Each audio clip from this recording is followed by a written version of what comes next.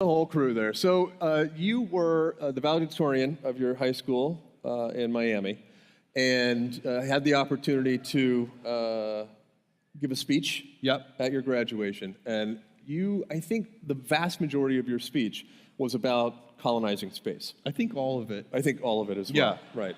So, and I still remember your closing line. I mean, even then, it stood out to me. Yeah. And it was, do you remember it? I do. I remember the close. It was something like space, the final frontier, meet me there. That was it. That was, yeah. So, and I've been passionate about space, rockets, and rocket engines since I was a 5-year-old boy.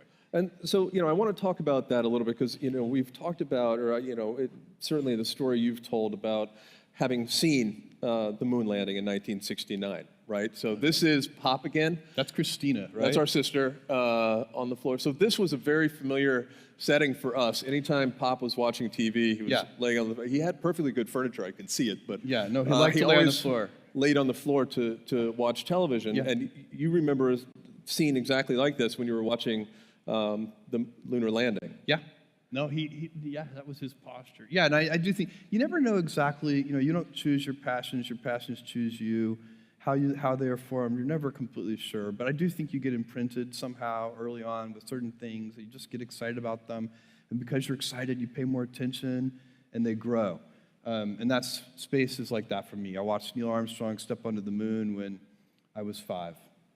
And I do wonder. I know that Pop was a big fan of the Watergate trials. Also watched those in the I same watched setting. Them just like this. He was kind of a news junkie anyway, but he obsessively watched the Watergate hearings. Do you think at some level that might have influenced you, at least by the Post? Yeah, I'm just curious about. It's hard to know. I bought the Post because I think it's an important institution, and I told the team at the time, the Post at the time was kind of financially upside down, had a lot of work to do, no fault of their own. The internet had really taken the wind out of newspaper companies.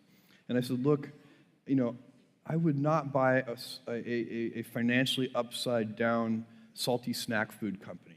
But the Post is a real institution I think matters and needs some runway. So that's why I did it. I happen to know the guy who had owned it for so many years, Don Graham, who's just an amazing person.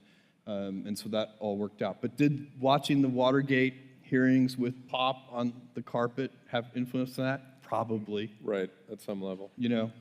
So, going back to Blue Origin, I mean, space has been such a big part of your life for so long, and certainly every memory. That's in Houston. We lived in Houston for many years. That was a park not too far from our house. I think that, it's science fiction movies, books, my passion for that stuff certainly came from, watching you enjoy it so much. But, I look at this picture and, I thought to myself, well, I've seen that face recently.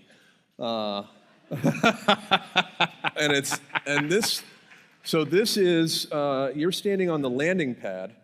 In West Texas, the launch and landing site in West Texas, where you're launching and landing the New Shepard vehicle for Blue Origin. Mm-hmm. So if you could just take a minute or two and sort of help us understand, what is Blue Origin up to?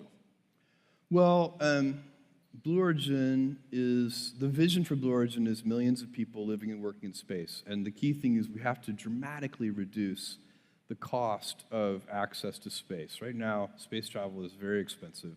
And the reason it's expensive is not hard to understand. It's because we throw the hardware away after each use. And so we need reusable rocket vehicles, and that's what Blue Origin is working on. We're working on making sure that we don't have to throw the plane away every time after you fly to your vacation destination. That would definitely increase the cost of your vacation. And so that's what we need to do, and we can do it. It's totally possible, and I think it's important. Yeah, this is what the booster looks like when it's coming back down. Yeah.